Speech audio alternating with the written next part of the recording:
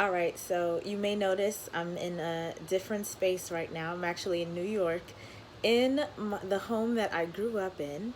And it's so great and interesting that I'm in my hometown where I was born and raised in New York City, and I'm connecting with uh, a New Yorker of New Yorkers, Naijha Wright-Brown, who is the co-owner of Land of Kush. So excited to bring this episode to you because she drops crazy gems. Like she has me so excited to like do this whole brick and mortar business thing again, because let me tell you, it is not an easy business.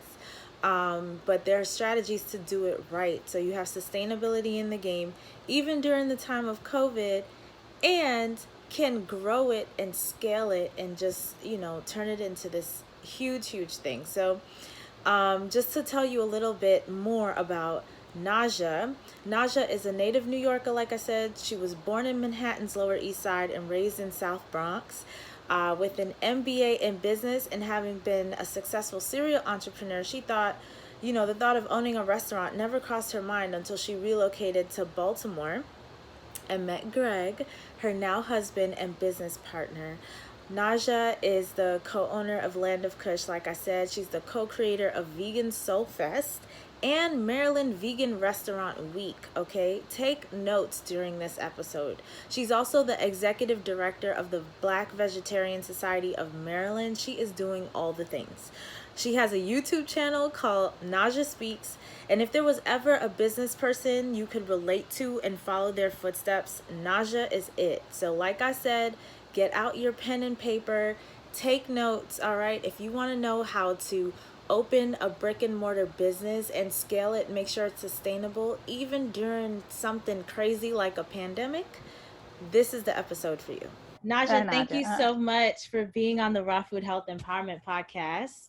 thanks for having me. Yeah, of course. So I would love to hear why you started eating a vegan diet. What Well, inspired that? well, when I was transitioning or relocating down to Maryland in 2005, I had a physical done. I was 33 at the time, and I was thinking I was the most healthiest person, and then I was told my cholesterol was high, and if I didn't do something about it, I was going to be have to take meds. And because I'm holistic and I don't take drugs, aspirin, or any of that, unless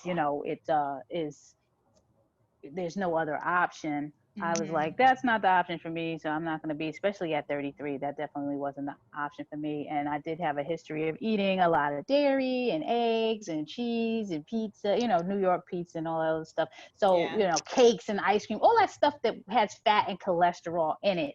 So Yeah. I didn't know anything about the vegan, vegetarian stuff like that. I mean, I knew about bean curd. Everybody calls it tofu now, but it was bean curd back then when I was working on Park Avenue. So I used to get bean curd with black bean sauce and brown rice. So I was already familiar with, plant-based eating and, the alternative options and stuff like that. So I had to find a way to get this cholesterol down. And that's what it was all about initially, just trying to find out how to get all this cholesterol down. So I was drinking 2% milk, skim milk, trying to consume things that had no or low cholesterol, getting the egg yolk out and just consuming egg whites, things like that.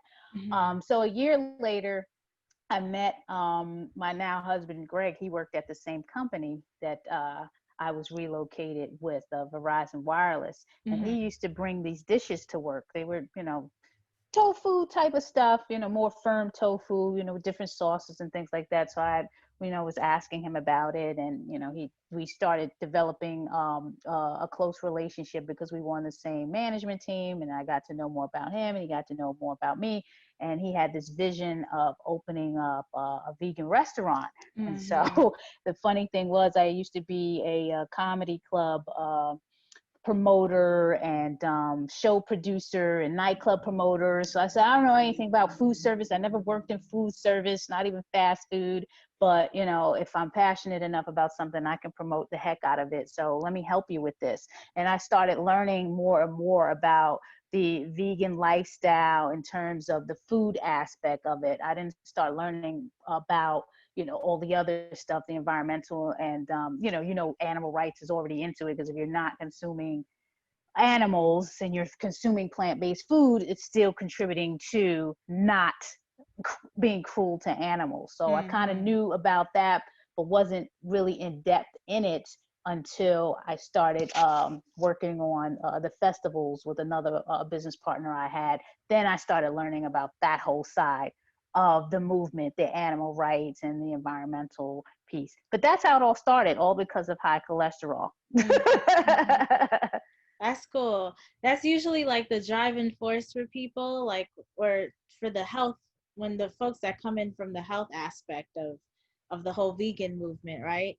Is there has to be something that encourages folks to make this huge transition, you Right. know? Because I wasn't really watching a lot of documentaries. Like I know people mention a lot. I mean, I think the one that stuck out to me, or the first one I really watched and it was engaged with, was Cowspiracy, because it really showed, the environmental piece and, what the contribution of the methane gases from the cows and stuff like that, and what was going on in some of these companies. So then you start seeing it in a different light, like, wow, that's what's going on. And then, of course, behind that you had what the health, they were really putting out that information from a health perspective. Yeah. So then I started getting into that. But I haven't watched a lot of documentaries. I really wasn't a documentary person. It was Yeah. more so my own research in terms of my own experience and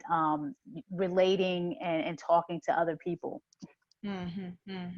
So you started trying to get your cholesterol down, and was that you got your cholesterol down, I'm assuming, for Oh making yeah. the changes? Was Oh that what yeah. inspired you to continue? No, I think when doing the research, one of the things that stood out when I started organizing events like the Vegan Soul Fest, which was like the biggest festival in Baltimore At that I this point, co. you've already started opening the restaurant with your Oh husband. yeah, the restaurant was already open. Got Restaurant. Okay, you. what happened with the restaurant? Let's rewind back. So me and Greg were still working at Verizon Wireless, and of course he's on his mission to try to figure out how he's going to open up this restaurant. So we're doing festivals, and I was talking to him about the vegan soul food concept, or that idea of bringing familiar food to the community, because what he was bringing to work, I mean, it was cool, but Hmm. it was still strange, and sauces and things like that. I said, just keep it basic, just some yams, collard greens, that's already vegan. Baked mac and cheese with the non-dairy cheese. You make your own, so he started developing these ideas, and then we had like these vegan ribs with his homemade barbecue sauce that people love. So we were at the African American Heritage Festival for 3 days, and we sold out. We were the only vegan vendor out of hundreds of vendors at the Mm. festival. So that really brought a lot of light to us. And the following year, Artscape, which is one of the biggest festivals in the country, wanted us to come vend in their green space. So this whole green, movement, it started coming about, and we had never vended at a festival with, let's say, the charcoal and things like that. So it kind of challenged Greg to come up with a whole new idea of making food. So then he had the wraps, and then he had the kebabs where he took the vegan ribs and put them on the grill and things like that, and people waited in line for that type of stuff. So Mhm. people were asking, where are you located? So we kept getting that at the Fed. Where are you located? Where are you located? So at that point, while I was collecting data and zip codes and, where people wanted us to be, the idea was, okay, we need to find a location. So, we looked at a location, and it was going to cost way too much money to renovate. And then the location that we're in now, it was like, oh, we don't know. Greg wanted to be a few blocks down on Washington Boulevard, and we had like this big argument about it before we went running, and then we didn't wind up going to that location, because I was like, that's not what we're looking for. We're looking for a Mhm. location where we can live over the restaurant, because we neither one of us ever owned a restaurant, and so it didn't make sense. We were up in Owens Mills, which was a ways from the city, so it's like, no, we have to be close to the business, so we know what's going on. So we Yeah. landed on this spot, which even the spot 840 North Utah Street, which is right off of Martin Luther King, north of let's say Oreo Stadium. So if you think of Mhm. Oreo Stadiums, that's south. Lexington Market is mid, and then we're on the north end of Utah. Mhm. So right across the street from a hospital, and right across the street from the state office building.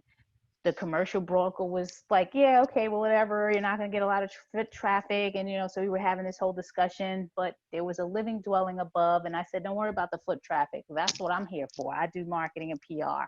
Mhm. So, and then it began. We were opened up in 2011, so it took about 6 months to open.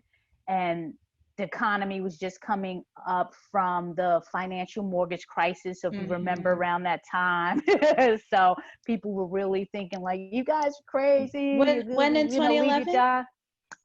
January. So we That's got the crazy. location June Because 2010. literally, my husband and I opened a raw vegan organic juice bar in Chicago, January 2011 too. Get out of here. So you know Yeah. what the climate was Yeah. of the economy at that time. Yeah. And, people, especially some family members, were like, are you guys crazy? I know you're Sure. not going to leave Yeah. your jobs for, this, but, Greg left first. I stayed. And, Mhm. a year later, I had our first child. So, it was a lot going on during that time Wow. while we were opening up the restaurant. And then in 2013, I finally left corporate America to help him grow and build the business, because he was, literally, doing it by himself with Yeah. whoever you can get in here to work. Yeah. It's a tough business. It's a tough business, So yeah. especially when you're trying to change thoughts and opinions and minds, It's not like you open up a hot dog stand where people are already like, you're like teaching them, well, this is healthier and, Right. all Right. of that Well, extra stuff.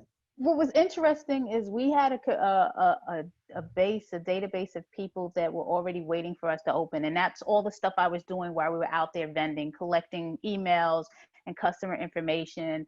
So being able to announce, okay, hey, we're open, and we were also putting ads out in the city paper during Mm, those times when construction was going on in the restaurant. So we were building the email list then. So once we were open, or before mm, we opened, we had a private tasting and invited people down to try some of the things that we were going to have on the menu.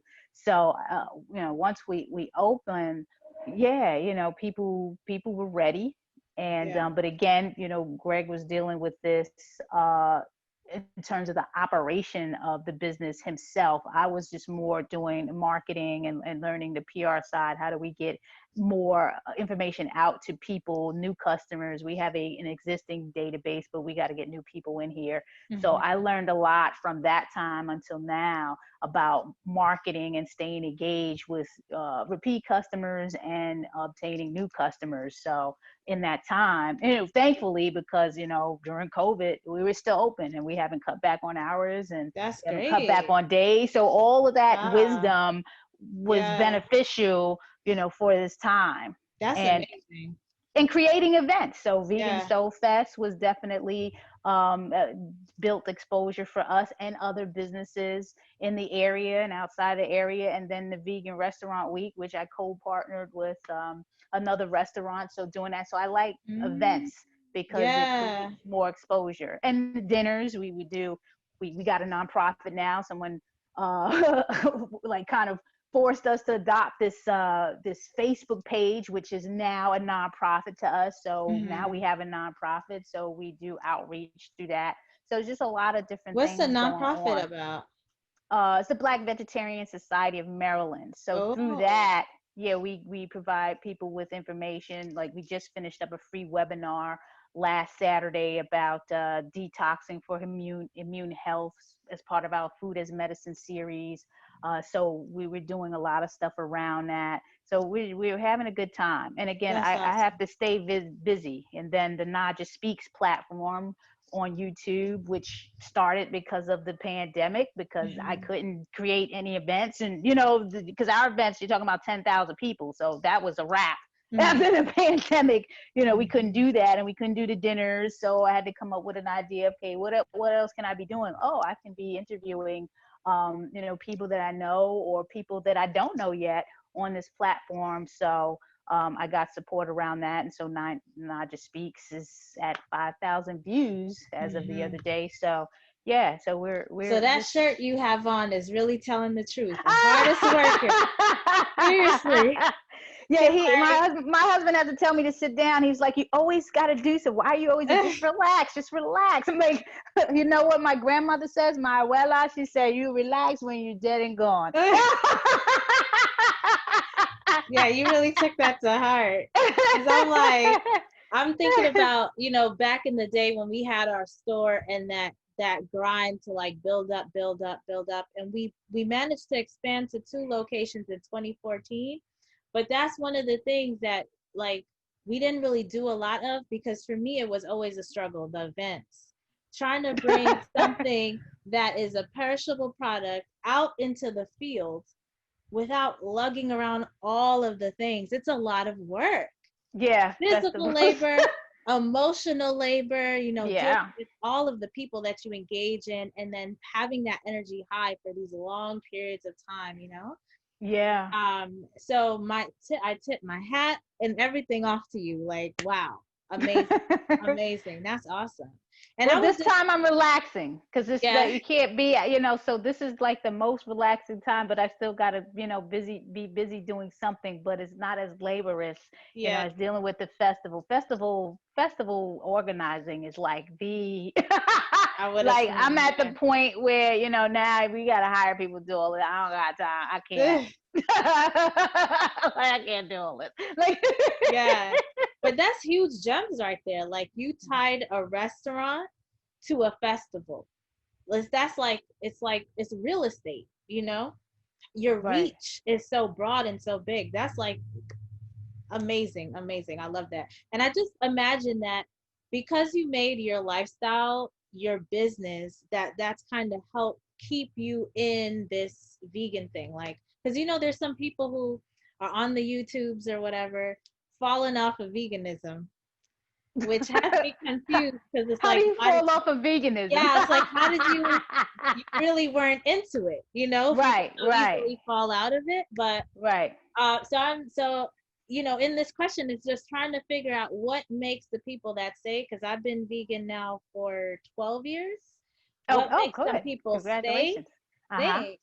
And what makes some people fall off? Why it's so easy for them to fall off, you It's know? a psychological thing. I mean, just like anything, people may not like to relate the vegan practice to religion, but it is. It's a daily discipline. You know what I'm saying? So you have to be disciplined enough. And people are human. People may make mistakes. If you're somewhere in some area where you can't find something to eat, you may make that choice. Well, this is what it is. I might have this veggie burger that has the egg and the dairy, or maybe you're so disciplined that you're just going to bring your own stuff. Mm-hmm. These things happen, but psychologically you have to have in the back of your mind why you're doing this. A lot of times when people are just doing it for diet, that's what they treat it like, a diet. And it is not a diet. Then that's why you have the plant-based lifestyle. But when you're having the vegan practice, you have to think about that as, okay, this is a practice, and I have to understand why I'm in it, Mm-hmm. and that's how you move on. But if you look at it like it's a diet, that's exactly how you're going to treat it. You're going to go from this diet to that diet to that diet to that diet, and that's what you're going to be talking about. Right, right. So when you So when you yeah, first started, you were working in corporate America. So you had yes, like a 9 to 5 or 8 to 6 or whatever, yes, right? yes. So how did you set yourself up for success at Well, that time? going back to the bean curd and the black bean sauce and the brown rice, so Hmm. where I was at, the Asian markets were there, and they had the tofu, they had these options, and they had to mix vegetables if you didn't want to do the tofu. You see what I'm saying? So, Yeah. because I cook, my husband cooks, I can prepare things for lunch, but I get bored. So I have to have different things.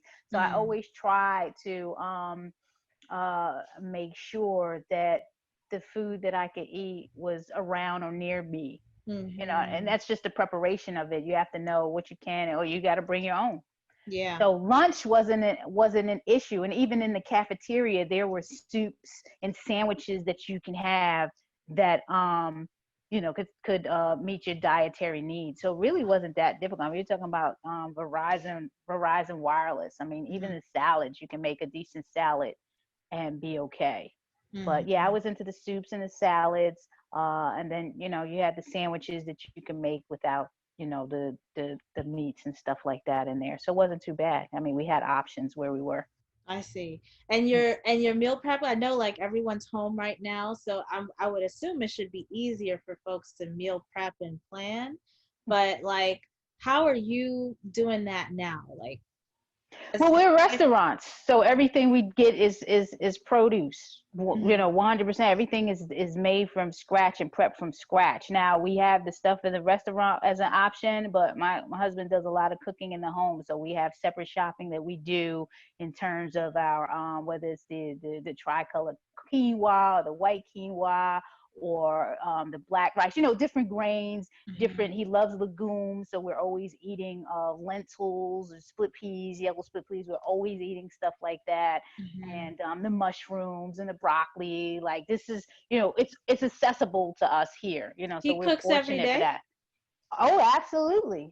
Twice, Okay. 3 times a day. Lucky Yeah. you. Lucky Yeah. you. Well, and when I get in the kitchen, it's usually when I get that what is it, that, how do you call it, that vibe, or that time, oh, I want to do this, I've been itching to Inspired. do this for the inspiration. Yeah. So there was a time when one of the gardens out here were giving out fresh produce boxes, and I would take the boxes every week and just show people what I made out of it. They might have had asparagus and mushrooms and cabbage and things like that. So I would make the polenta and stir fry the veggies and have that for breakfast with my tea. Or I'm a big Mhm. avocado toast person. I love avocado on my nut and seed Ezekiel bread, or Yeah. scrambled tofu.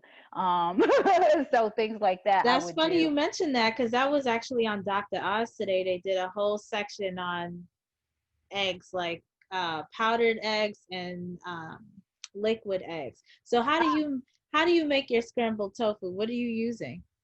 Firm tofu, you chop it up. I'll do the firm. How I make mine. Uh, Hmm.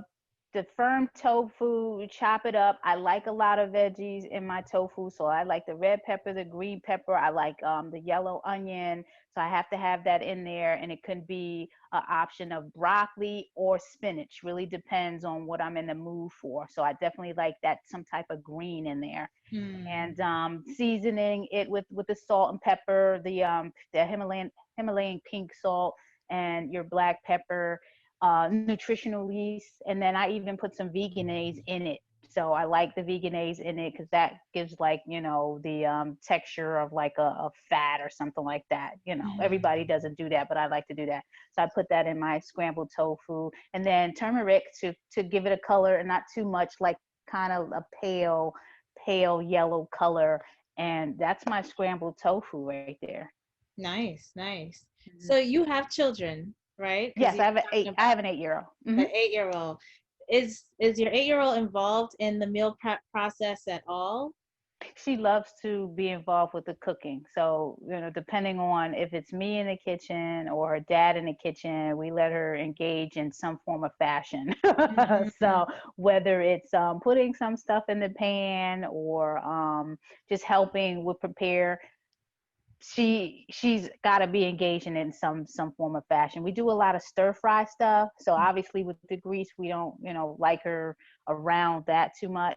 But yeah, yeah. And she in the beginning, when I say in the beginning, let's say when she was able to really eat independently. So this is after the pureed stuff, after probably 3, 4, 5 years old, she Hmm. got into more of the processed type vegan foods. So we had to kind of detox her off of that and get her into the whole food plant based stuff. So she's loving that now. So she's always loved mushrooms. She's always loved broccoli, but getting her into the grains like the quinoa and black rice, things like that. So yeah, Mhm. so she's eating like that now. But she That's definitely likes awesome. that alternative meat processed stuff. I think everyone has like their own eating style and eating habits, and she just was really drawn to that, the mac and cheese, Yeah. those type of things that in traditional diets that you say you can't have too much of that,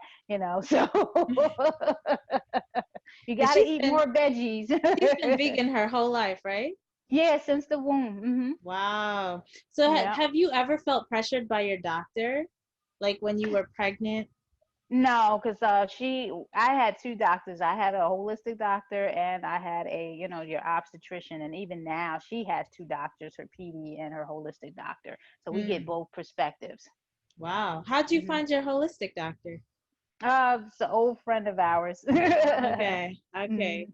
Having Yeah. good connections helps. Yes. I think Yes. I think that's part of it too. Like when you look at sustainability, when you're trying to make this change in the beginning, like your husband, who's now your husband, he was a kind of a catalyst. Plus, you had the inspiration and motivation because you wanted to lower your cholesterol. And Right. then it became more than just that. It became a whole business and a movement and now events and like, a whole community now, right? Yes. So the message I get from this, and you can let me know like what your nuggets of wisdom are for the people who are new to this and for folks who they've been doing it maybe for a little while, but because now they have kids, it's starting to add a little bit of a different spin or element of challenge to the whole process. But Yes. what I get from that is, one, you said you were working at your job and you made sure to scope out what was around you, so you had that around you. And plus, Right. somehow your husband and yourself, you both work and have busy schedules, but someone's always cooking and preparing meals, Yes. right? Has So to. They planning. have to. Yeah, and then he just naturally loves to cook. I mean, and he gets in his mood. He may um be overwhelmed by it, but then you cook in bulk and you have leftovers. But a lot of Yeah. times he doesn't like leftovers. I don't Hmm. mind, eating something again the next day, especially if it's really good. So but he likes to make things fresh and different and new. So but that's a Yeah. personal thing with him. Yeah. So he's probably already just gotten into the habit because he doesn't like leftovers to be cooking every day. Because I could Right. imagine like you own a store, you cook for the store, and now you home, you got to cook to eat. I mean, that's a lot for a lot of chefs. Yeah. Sometimes you want to be Yeah. treated, you Yeah, he know? doesn't he doesn't cook anymore for the restaurant. It's been a few years since he Oh, has cooked, so he's, got it. the chefs got to follow the recipes as best as they can. No one can cook like him. It's unfortunate, but yeah, no, none of them can cook like him. It's sad, but he's relieved of that. Yeah. So, Yeah. Okay. Gotcha. him being in the kitchen, gives him his practice and he gets to be creative. He's read all of Brian Terry's books, so I know that's an inspiration Ah, to him. And yeah, so he likes that type of style of cooking where I like basic cooking. Just give me yeah. some beans and rice and a side. That's That's that's it. me Corn too. on the cob, like that's I'm basic as it is. I don't need to be doing all this gourmet stuff. Seriously, seriously. But it's nice to eat the gourmet though. I Yes, yes, yes. all day, every day. So Brian Terry, I didn't realize he's vegan. Yes, he is. Oh He's wow. written a book, Afro Vegan, and then he came out with another book, and then he has a third one that he just came out with this year that we were supposed to feature at Vegan SoulFest, but unfortunately, we couldn't Had to host cancel. the fest. Yeah, Yeah, so he actually has, I think, 3 books now. nice.